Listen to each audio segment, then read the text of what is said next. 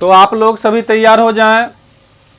आज का टॉपिक है केमिकल काइनेटिक्स में 15वां नंबर टॉपिक, जिसका नाम लिखेंगे उत्क्रमणीय अभिक्रिया। उत्क्रमणीय अभिक्रिया और सक्रियण ऊर्जा। उत्क्रमणीय अभिक्रिया और सक्रियण ऊर्जा। चलिए ये टॉपिक आप लोग लिख लीजिए, उत्क्रमणीय अभिक्रिया और सक्रियण ऊर्जा। उत्क्रमणीय अभिक्रिया और सक्रियण ऊर्जा बहुत छोटा सा टॉपिक है, 5 से 6 लाइन में आपका समाप्त हो जाएगा। लिखेंगे जिस प्रकार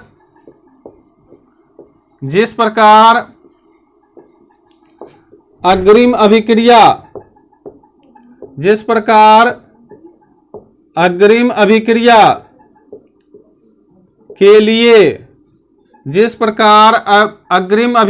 के लिए सक्रियण ऊर्जा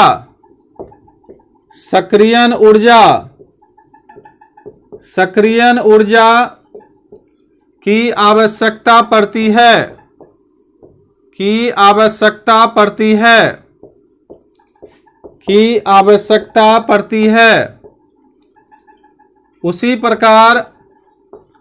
उसी प्रकार उल्टी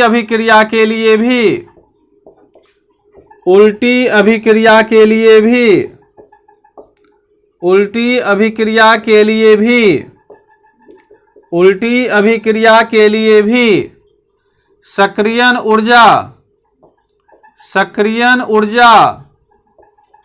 सक्रियण ऊर्जा आवश्यक होती है।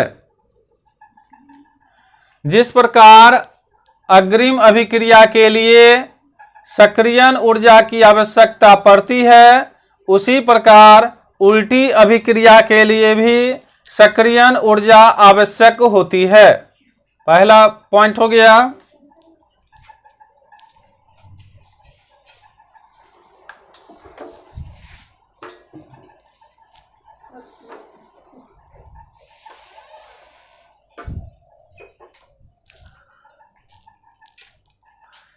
जिस प्रकार अग्रिम अभिक्रिया के लिए सक्रियण ऊर्जा की आवश्यकता पड़ती है, उसी प्रकार उल्टी अभिक्रिया के लिए भी सक्रियण ऊर्जा आवश्यक होती है। तो एक ऑब्जेक्टिव क्वेश्चन आपका इससे बनेगा, क्या बनेगा कि अगर अग्रिम अभिक्रिया के लिए सक्रियण ऊर्जा की आवश्यकता होती है, तो उल्टी अभिक्रिया के लिए क्या चीज की आवश्यकता होती है? तो सक्रियण ऊर्जा की आवश्यकता होती है। तो एक इस पॉइंट को ध्यान में रखना है। तो क्या अग्रिम अभिक्रिया के लिए सक्रियण ऊर्जा और उल्टी अभिक्रिया के लिए सक्रियण ऊर्जा दोनों बराबर होता है? ये बात आपको समझना है। तो इस पर भी लिखेंगे, जिस प्रकार अग्रिम अभिक्रिया के लिए सक्रियण ऊर्जा की आवश्यकता पड़ती है, उसी प्रकार उल्टी अभिक्रिया के लिए भी सक्रियण ऊर्जा क्या होती है? आवश्यक होती है। लेकिन लिखेंगे किंतु अग्रिम अभिक्रिया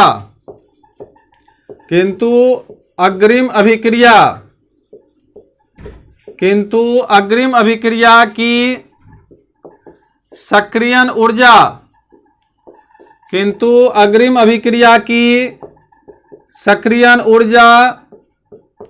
और उल्टी अभिक्रिया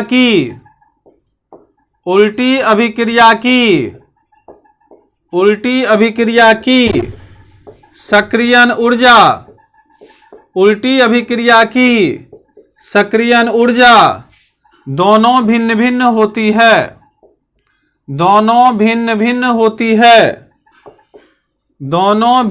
होती है। यह है टॉपिक। किंतु अग्रिम अभिक्रिया की सक्रियण ऊर्जा, उल्टी अभिक्रिया की सक्रियण ऊर्जा दोनों क्या होती है? तो भिन्न भिन्न होती है। तो ये पॉइंट हो गया सक्रियण ऊर्जा के बारे में कि अग्रिम अभिक्रिया के लिए क्या होगी और उल्टी अभिक्रिया के लिए क्या होगी। तो एक ऑब्जेक्टिव क्वेश्चन आ गया आपका कि अग्रिम अभिक्रिया के लिए सक्रियण ऊर्जा और उल्टी अभिक्रिया के लिए सक्रियण ऊर्जा दोनों क्या होते हैं, तो दोनों भिन्न भिन्न होते हैं। तो ये पॉइंट आपके लिए हो गया, दोनों याद रखेंगे आप लोग। नेक्स्ट क्लास में हमको लिखेंगे या अभी ही दूसरे टॉपिक जब शुरू करेंगे तब तक मैं पहला टॉपिक का लिख देंगे, यही वाला टॉपिक। दूसरा पैराग्राफ चेंज कर देंगे और उसमें लिखेंगे ऊष्माक्षेपी अभिक्रिया में, ऊष्माक्षेपी अभिक्रिया में अग्रिम अभिक्रिया, ऊष्माक्षेपी अभिक्रिया में अग्रिम अभिक्रिया, ऊष्माक्षेपी अभिक्रिया में अग्रिम अभिक्रिया की सक्रियण ऊर्जा, ऊष्माक्षेपी अभिक्रिया में अग्रिम अभिक्रिया की सक्रियण ऊर्जा, उल्टी अभिक्रिया की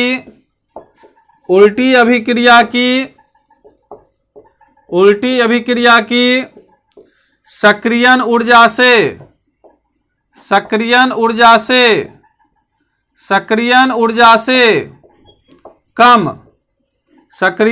से कम, ऊष्माक्षेपी अभिक्रिया में।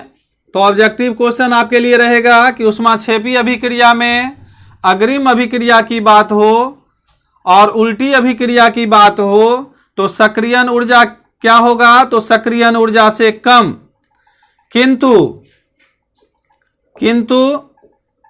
किसमें, एक ऊष्माक्षेपी है तो दूसरा चर्चा होगा किसका, ऊष्मा शोषी का। ऊष्मा शोषी अभिक्रिया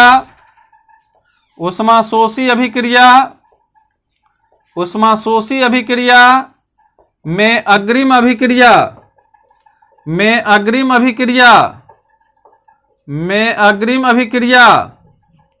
की सक्रियण ऊर्जा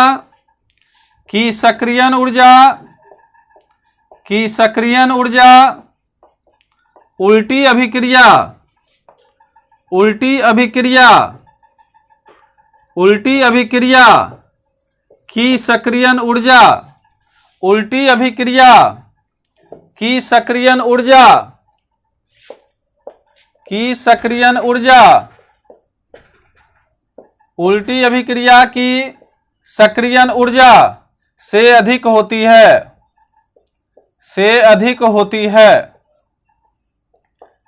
अधिक होती है। ऊष्माक्षेपी अभिक्रिया में अगर बात की जाए, एक ऊष्माक्षेपी अभिक्रिया हो गया पहला और दूसरा हो गया आपका ऊष्मा शोषी अभिक्रिया।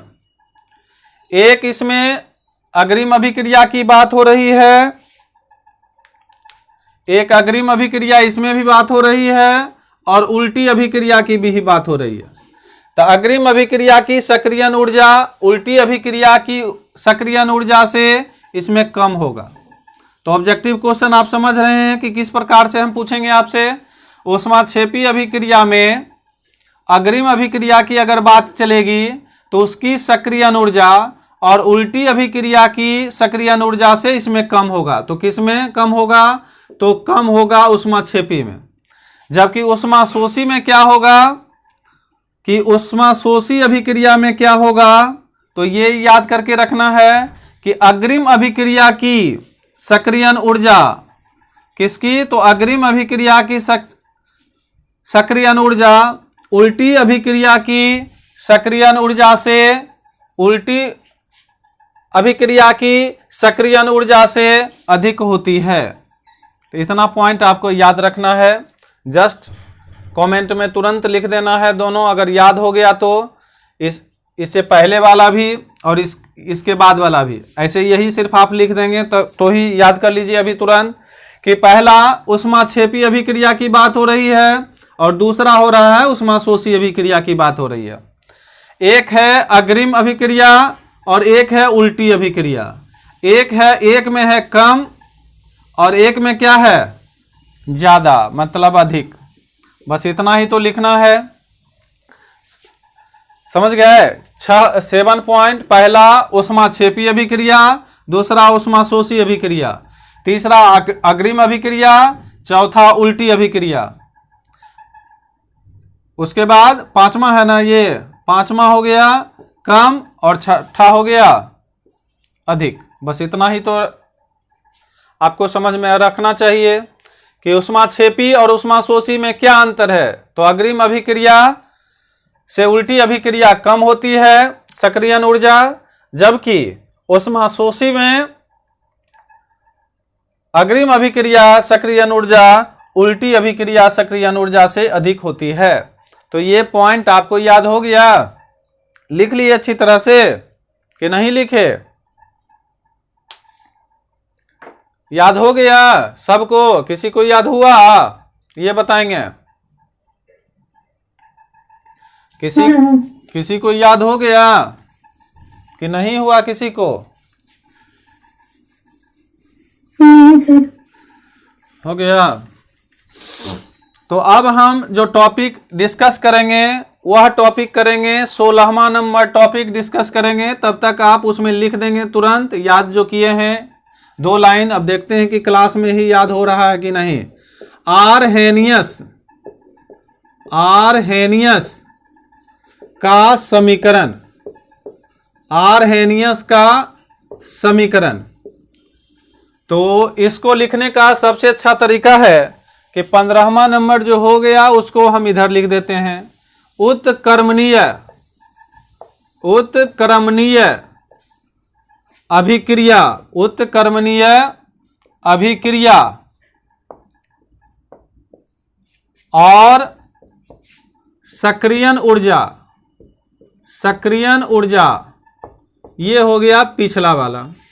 अभी हम आपके साथ डिस्कस करेंगे, वो डिस्कस करेंगे आपका आरहेनियस का समीकरण 16वां नंबर। आरहेनियस का समीकरण, इसको डिस्कस करेंगे। आरहेनियस भी लिख लीजिए एक बार, ARRHENIUS,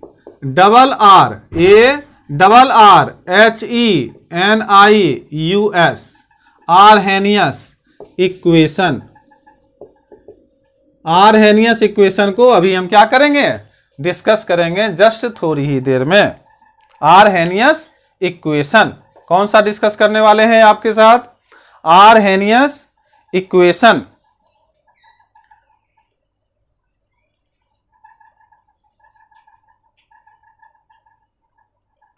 आरहेनियस इक्वेशन। तो इतना तो आपको याद हो गया होगा, उत्क्रमणीय अभिक्रिया और सक्रियण ऊर्जा। तो इसमें नहीं लिखना है, जस्ट इसके बाद वाला जो है टॉपिक उसमें आपको लिखना है उत्क्रमणीय अभिक्रिया और सक्रियण ऊर्जा के बारे में 2 पॉइंट। उसके बाद शुरू होगा आपका 16वां नंबर पॉइंट, जिसको हम लोग कहते हैं आरहेनियस का समीकरण। कौन सा टॉपिक? आरहेनियस का समीकरण। इसमें फॉर्मूला बहुत है और फॉर्मूला आपको समझ में भी आता जाएगा। वाह, आरहेनियस का समीकरण। तो इसमें स्पेलिंग भी आपको सीख लेना है, ARRHENIUS, Arrhenius equation. Arrhenius equation, Arrhenius का स्पेलिंग याद कर लेंगे, ARRHENIUS, आरहेनियस इक्वेशन।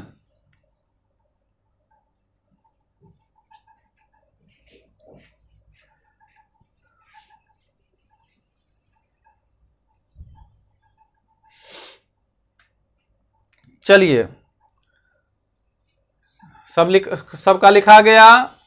अब आइए आरहेनियस का समीकरण लिखने के लिए आप आइए, तैयार हो जाइए। क्या होता है आरहेनियस का समीकरण? तो आरहेनियस का समीकरण होता है, लिखेंगे कि आरहेनियस, पहला बार आरहेनियस हिंदी में भी लिख लीजिए ताकि आरहेनियस, और अंग्रेजी में भी लिखिए ताकि दोनों आपको नाम अंग्रेजी में भी लिखने आ जाए। आरहेनियस तो ऑरहेनियस ने क्या किया था? तो अपने प्रायोगिक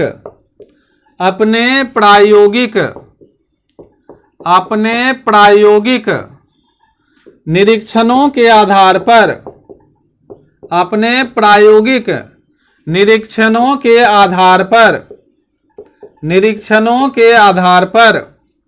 अभिक्रिया के वेग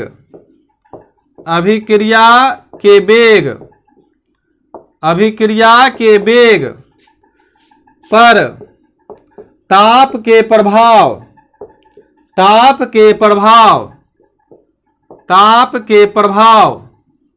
को व्यक्त करने के लिए समीकरण का प्रयोग किया। तो नीचे लिखेंगे तो उसके लिए निम्नलिखित लिख देते हैं, निम्नलिखित समीकरण का प्रयोग किया।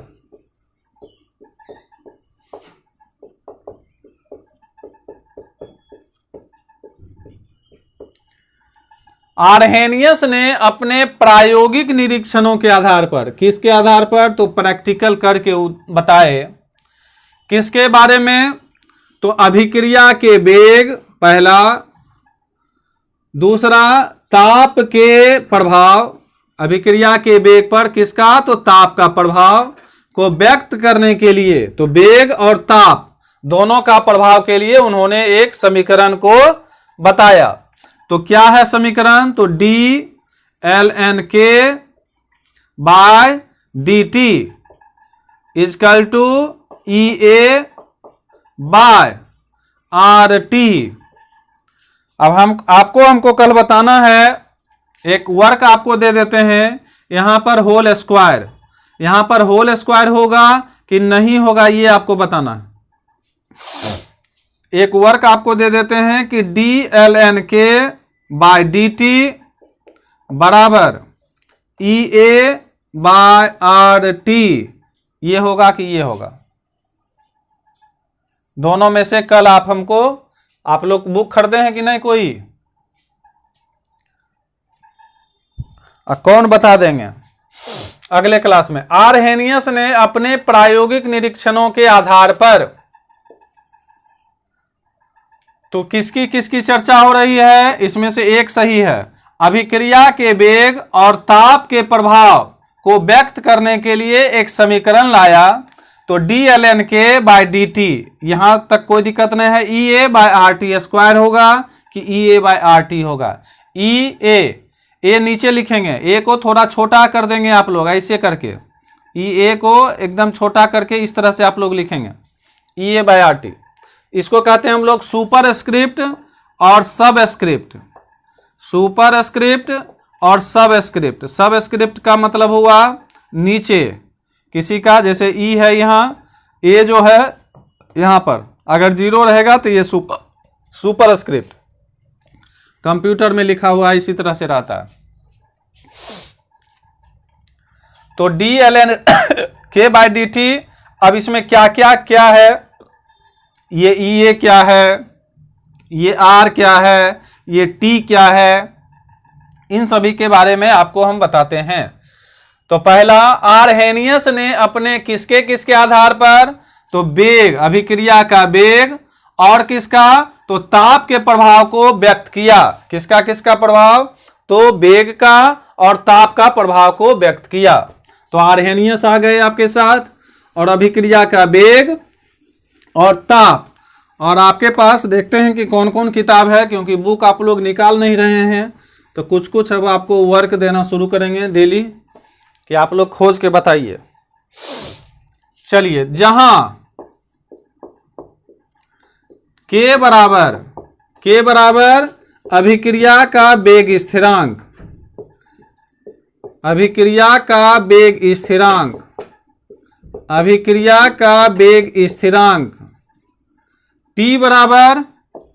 T बराबर ताप, किसमें? तो केल्विन में। R बराबर गैस स्थिरांक और ई ए बराबर सक्रियण ऊर्जा, सक्रियण ऊर्जा, ये बराबर सक्रियण ऊर्जा। तो चार चीज हम कल आप अपने खुद सुना देंगे। जैसे ही क्लास के शुरुआत में बोलेंगे कि सुनाइए आर्हेनियस का इक्वेशन, फॉर्मूला बोलना है, फॉर्मूला के बाद तुरंत बोलना है कि के क्या होगा तो अभिक्रिया का वेग स्थिरांक, टी क्या होगा तो ताप किसमें होगा तो केल्विन में, आर क्या होगा तो गैस स्थिरांक, ई ए क्या होगा तो सक्रियण ऊर्जा। क्या क्या बोलेंगे? पहला बोलेंगे आप, पहला बोलेंगे क्या बोलेंगे? पहला कि के बराबर अभिक्रिया का वेग स्थिरांक, टी बराबर क्या बोलेंगे तो टी बराबर ताप केल्विन में, आर बराबर क्या बोलेंगे तो आर बराबर गैस स्थिरांक, ई ए बराबर क्या बोलेंगे तो ई ए बराबर सक्रियण ऊर्जा। तो इन चारों पॉइंट को आपको समझना है और याद भी करना है, धीरे धीरे याद भी हो जाएगा। के बराबर अभिक्रिया का वेग स्थिरांक, टी बराबर ताप, ये पहले से आपको याद होगा, आर बराबर गैस स्थिरांक आपको पहले से भी पढ़ा हुआ है, ई ए बराबर सक्रियण ऊर्जा जिसको एक्टिवेशन एनर्जी कहते हैं, ए माने एक्टिवेशन और ई माने एनर्जी। तो इस तरह से आपको धीरे धीरे याद होना शुरू हो जाएगा।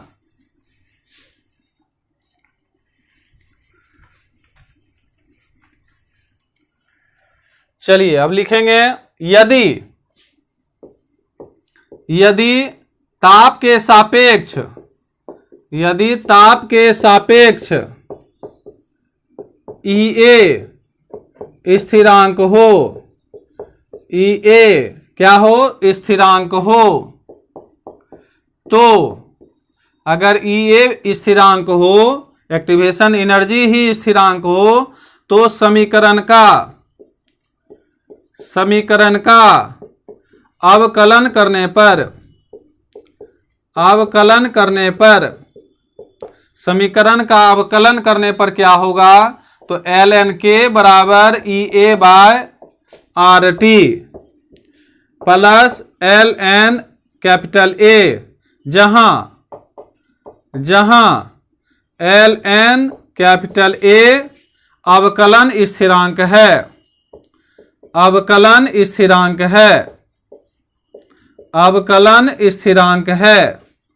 पहले लिखेंगे उसके बाद कल एक बार बोलेंगे, फिर क्वेश्चन इस पर बनाएंगे। धीरे धीरे आपको आर्हेनियस का समीकरण समझ में भी आने लगेगा और याद भी होता जाएगा। इसमें लेकिन 2-3 बार लिखना पड़ेगा, 2-3 बार बोलना पड़ेगा, 2-3 बार याद करके सुनाना पड़ेगा, ऑटोमेटिक याद हो जाएगा। लिख लिए? जहां के बाद कैसे? जहां एल एन ए अवकलन स्थिरांक है,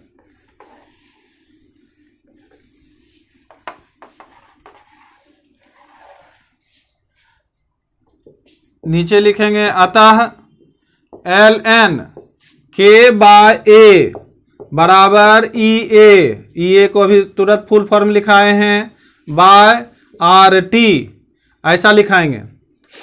अच्छा, इसके ऊपर वाला में ई ए बाय आर टी जहां लिखे हैं वहां माइनस जरूर लिख लेंगे। इसके जस्ट ऊपर जो लिखा है उसमें माइनस छूट गया था तो वो जरूर लिख लेंगे आप लोग। के बाय ए बराबर ई टू द पावर जो ऊपर में है वो minus E A by R T ऐसा लिखेंगे। समझ गए? इसमें या कर दीजिए और इसमें और या कर दीजिए।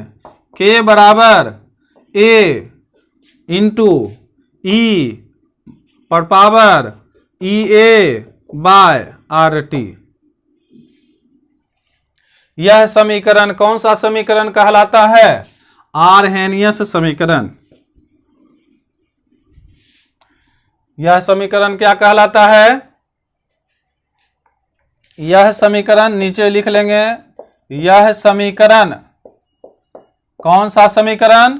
तो आर्हेनियस, आर्हेनियस एक बार अंग्रेजी में भी लिख देंगे, ARRHENIUS आर्हेनियस का समीकरण। कहलाता है। ऐसा लिख लेंगे। आर्हेनियस इक्वेशन लिख लिए।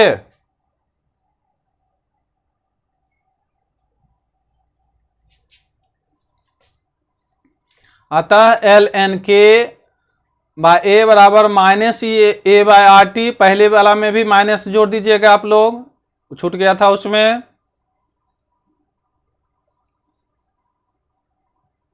अब इसमें ए क्या है?